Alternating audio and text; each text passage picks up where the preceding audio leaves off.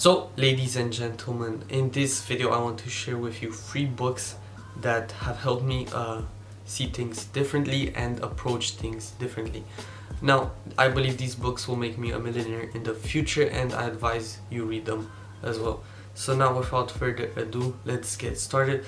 So the first book on this list is Who Moved My Cheese by Spencer Johnson. I believe this book is a must read. It literally teaches you more about how to anticipate change, how to enjoy change, and how to adapt to change. The book is very short. It is a 1-day read, maybe a 2-day read, so you can read this very easily, and the story is even super simple. Now, the story has 4 characters, 2 mice and 2 little people. They all start in one cheese station, so they all eat cheese. Now, they start in a cheese station, and that cheese station is full of cheese. Now, they all eat cheese until it runs out. So one day they find no more cheese. They look over the cheese station, they search everywhere, and they find no cheese. The mice, they go looking for more, so they leave the cheese station, go into the maze, and search for more cheese. But the little people decide to stay there because they think they'll find more cheese there. So they still search for a few days. Days go past and they don't find cheese. The new mice, by the time then, have found a new cheese station full of all types of cheese, and they get to enjoy those cheeses.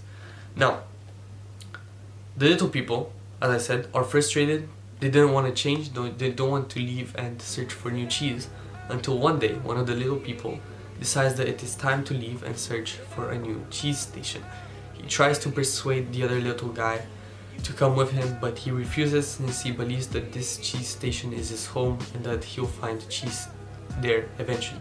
Now, obviously he doesn't, so the other guy didn't persuade him, and he leaves to go find a new cheese station that is full of cheese. Obviously, he leaves and he eventually does find a cheese station. On his adventure, he writes on the walls of the maze a few tips for the little guy that hasn't left the cheese station, hoping that he will see these tips and motivate him to come and search for a new cheese station.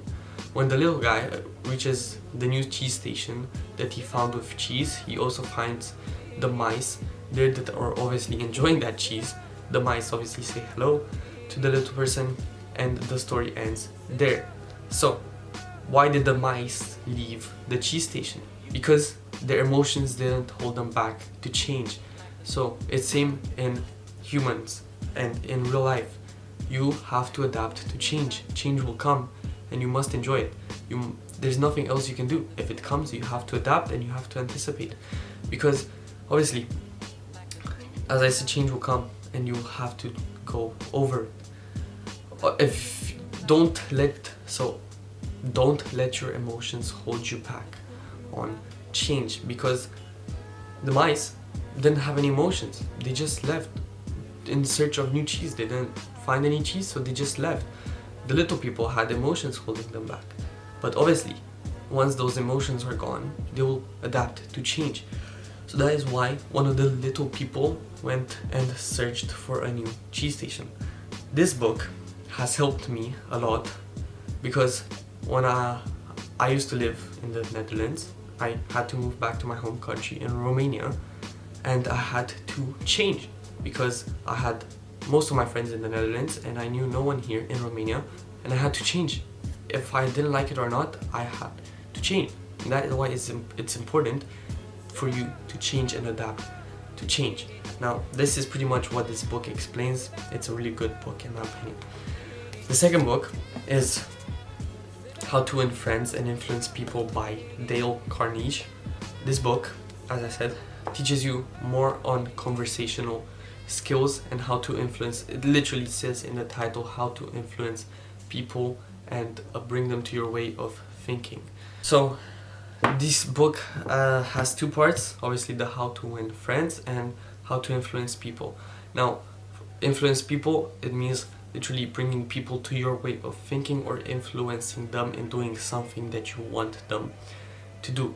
Some of those things are like saying their name in conversation, be interested in what they say, let them do some of the speaking and etc, etc. As I said, it teaches you more of the conversational skills, and same with how to win friends. Some of those same aspects, it teaches you how to be interested in the person's interests. As I said, how to smile. You must smile to win friends easier. Say their name. People react better when you say their name in conversation. Now, obviously, as I said, must be interested in their interests. Some of the other aspects are make other people feel important, be genuinely interested in what they say, and talk in the terms of other people's interests. You want to lead the conversation, and you want to take the conversation wherever you want.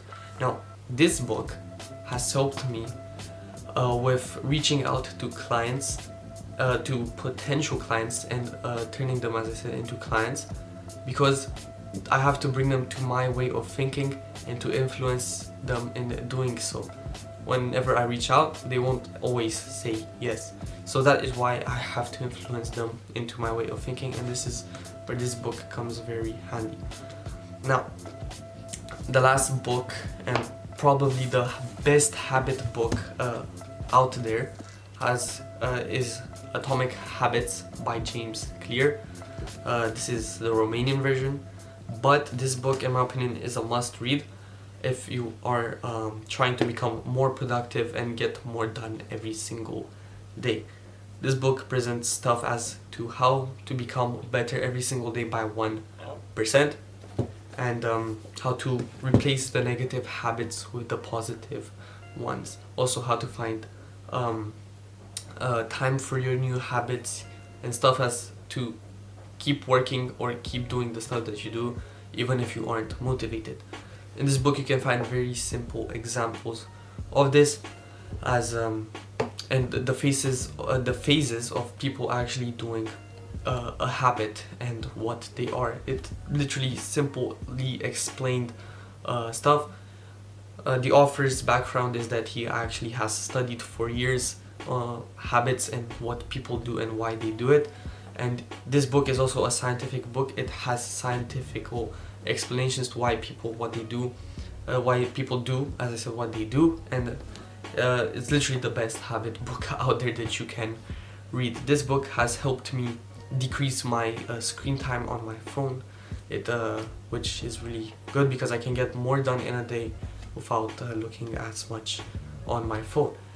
Now, out of all of these 3 books, I really believe they all have helped me with all sorts of things in my life, slowly, and small habits, and how to influence people and how to change. These all have helped me get a different perspective on what I do and how I do it. Now, I hope you enjoyed this short video, or not really that short, but I hope you enjoyed the video anyways, and I'll speak to you soon. Thank you.